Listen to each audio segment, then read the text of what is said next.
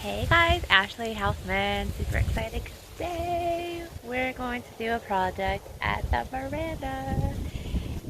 Been a long time coming. Been talking about it forever, and now the day has come where we are going to dun, dun, dun, dun, paint the door because it needs it. Pressure washed it a couple weeks ago and just wiped it down with the Clorox, and now I just need to know what color. So, what do you think? I have three choices narrowed down. I have Hottie Pink and Sunglow Yellow, which are two lily colors, which I'm sure you're very surprised to hear.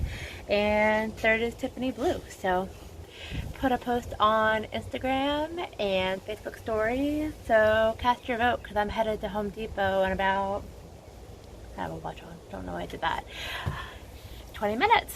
So take it on. It's going to be fun. Talk to you soon.